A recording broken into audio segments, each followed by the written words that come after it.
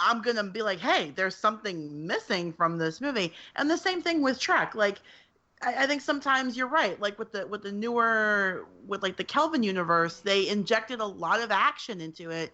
And it's like, I'm all for space battles and stuff, but that's not really what Star Trek is. Like, there are a lot of, for lack of a better word, like more cerebral moments.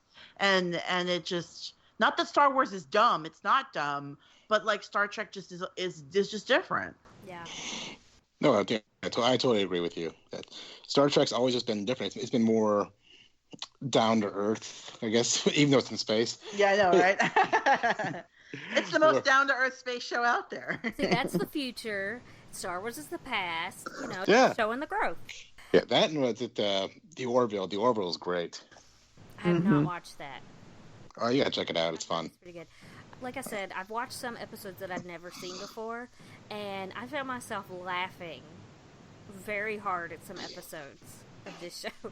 Particularly the one where Data dates that security officer. Oh, yeah. Oh, yeah. That's really funny, and there's like things that are thrown in that are sort of, more situational, not like Star Wars quips. I don't know why it's taking me so long to go back and revisit the episodes that I like and watch ones that I had missed, because it really is a good show. Oh, yeah, for sure. I think for a lot of people, Next Generation is their favorite, and a lot of people got introduced to Star Trek through Next Generation. So, yeah, I think it's definitely... And there's plenty of goofy episodes, the first one that comes to mind is Dr. Crusher has sex with a ghost. I mean... Yeah. There's a lot of stupid stuff in Star Trek, but there's also... The serious one, like, with her, is that, she gets put into that alternate universe where everyone's disappearing and it's closing in on it. Like, that one is scary, and it's like, oh god, what if that happened? Sure. So it definitely runs the gamut. One of my favorite goofball episodes is where Data becomes Sherlock Holmes. Yes. Those are always great. Yes. Chasing after Moriarty, and Geordi is his Mr. Holmes, or Dr. Watson. Watson, yeah. I like when Moriarty wants to become a live person. That one was pretty good. Oh, yeah. Mm-hmm. That's that's a great one. And when I watched it again the other night, I was like, oh, wait a minute. Because at the time, I think that one probably came out before The Nanny.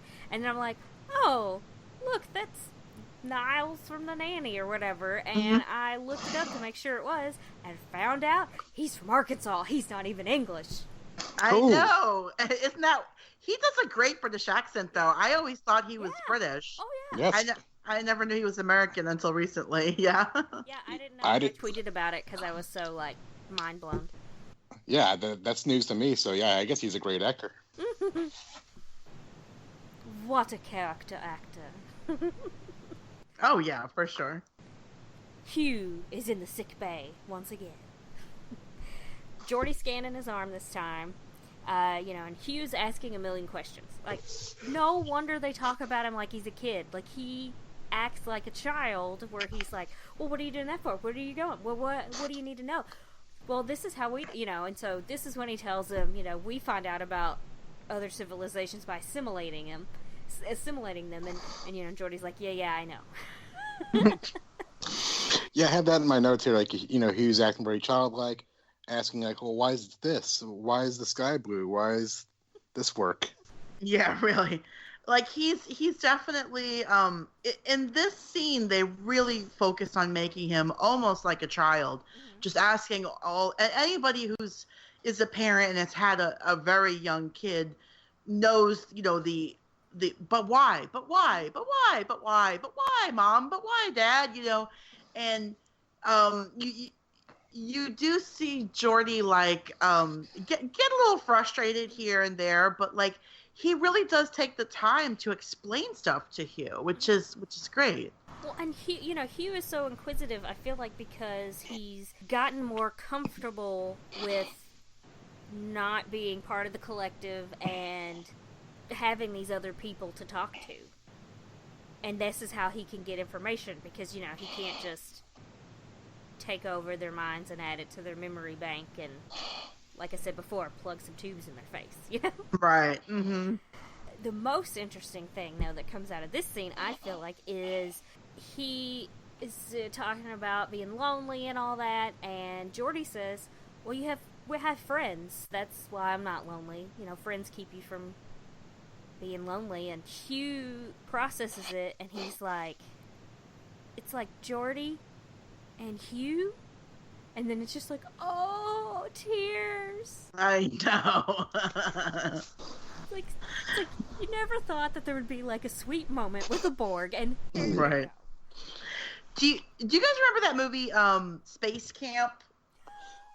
Very vaguely. So there's this little robot in the movie. His name is Jinx, and he's got like a real robot voice. You know, it's like, Jinx will now do this. Like, that's how he talks. And so there's a scene where like a very young Joaquin Phoenix is in this movie, by the way, everybody. Very young. And his name is Max in the film, and Max befriends Jinx, like he kind of like keeps him in his like locker or whatever. And so Jinx is like, Max and Jinx are friends. and then does like Max is like, I want to go to space. Jinx will put Max in space. And I feel like this is Hugh. Yeah. Hugh and Geordi are friends. Like, that's kind of like, Hugh is like Jinx, you guys, from Space Camp with Joaquin Phoenix. Like, I'm just saying, it's kind of the same person. But, yeah, I know that was kind of a long explanation to get to my point. But I had to set it up for you on who Jinx was, because there's a lot of people who probably never heard of the movie Space Camp. Hey, I'm not complaining. I didn't hear Mark complaining either. No, I vaguely remember. I know I've seen Space Camp. You know, it might have been 20 plus years ago, but I know I've seen it. Yeah. I would listen to you explain the entire story as long as you called Joaquin Phoenix by his actual name, because I love how you say it. Oh, thank you. Joaquin Phoenix. You're like, Joaquin. It's like, it's wonderful. Okay. I wrote down, because I feel like Geordi now has gotten himself into this, like, let's see, what would you call it? A love quadrangle? Geordi's in a pickle. He's in a little bit of a pickle already BFFs with Data, and he's totally in love with the Enterprise, and now he's got Hugh as a friend, too. It's like... Oh, I never thought it this way. Because Geordi loves his electronics. Geordi loves machinery, and Geordi, if Geordi could sleep with the Enterprise, like in an intimate physical way, he would. And if he could biblically know the Enterprise, he would. Yeah. We're trying to keep this PG-13, everybody. I mean, he's not the first. Scotty was very much in love with the Enterprise. Oh, for sure. She's got Captain. Yeah. Whoa, Scotty! Don't. I'm sorry, everybody. Sorry. I don't think he ever actually said that, did he? He did. Okay. He would. You know, there's some things that they never. Some things that people think that they said, you know, in different shows and movies and stuff. And yeah. Kirk never actually said, "Beam me up, Scotty." Yeah. He did say, "Beam me up," but he never said, "Beam me up, Scotty." But yeah, like it's the 3 to beam up, or it's never the classic beam me up, Scotty. Mm-hmm. Yeah. So we return to the observation room. Geordi and Data are standing there giving their PowerPoint presentation about this Borg virus. I looked at my notes, you guys, and saw where it auto-corrected to Bog. Oh, no. Funny. Okay. And it's this geometric form, and it can't really exist.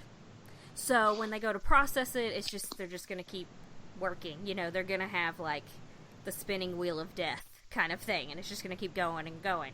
And it'll take a while for it to get uploaded to the collective, and then to be spread around all of the Borg.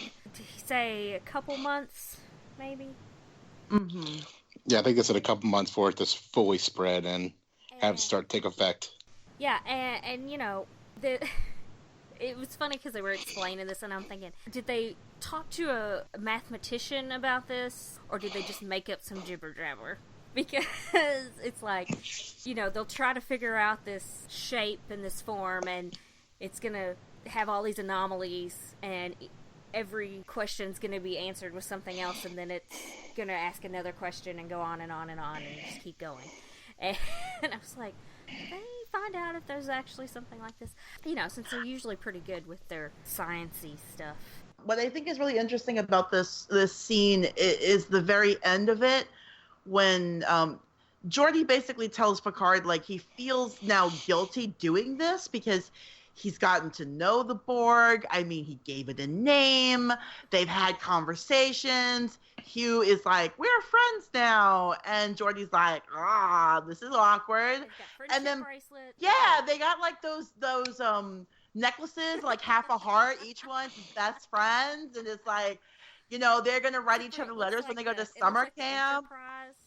Yeah, it was like the Enterprise app, and it separates the star drive and the saucer. There we go. Oh my god, I want that necklace now. I was thinking it would go straight down, so it was even on both sides, but I like that. Like the saucer and the... I like that better. Brooke, if that exists, we have to get that necklace. Okay. So we can have two halves of the same thing. Yeah, okay. Oh my gosh. But I'll like... look into it when we get on. Cool. So like, but then Picard is like, don't feel bad, Geordi, because, back in the day when people used to experiment on animals, sometimes they get attached to them, but that's just too bad for you, buddy. And it's like zero empathy, zero, in his mind, Hugh is nothing more than a lab rat that is completely expendable. And not that animal testing is ever appropriate, or I shouldn't say that, not that animal testing is agreeable to all people. There are many people who are against it, for all creatures. But even today in 2019, there are labs that do use live animals for different kinds of testing.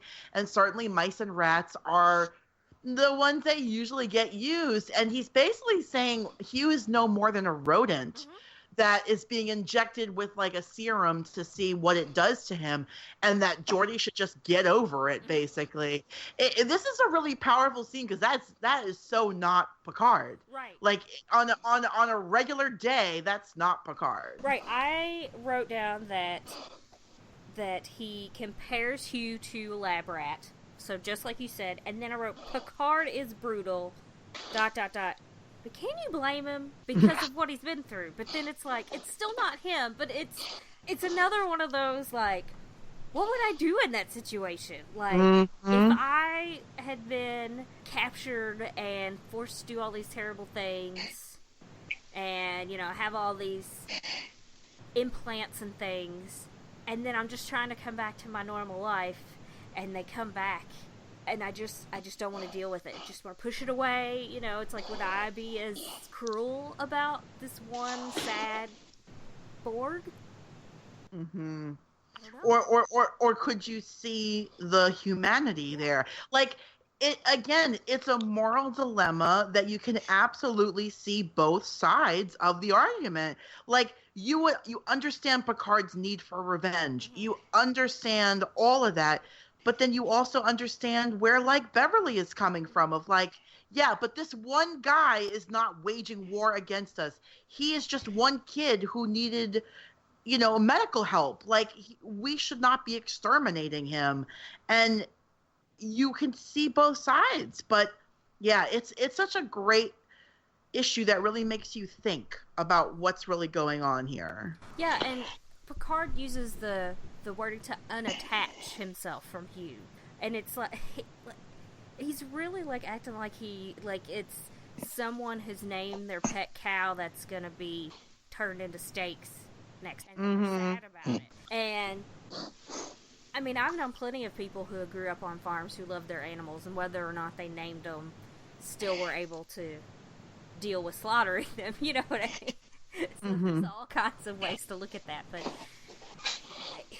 it's just so weird.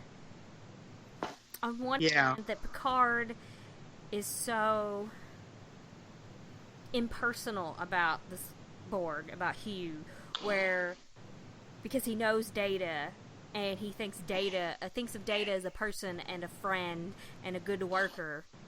You know, it's such a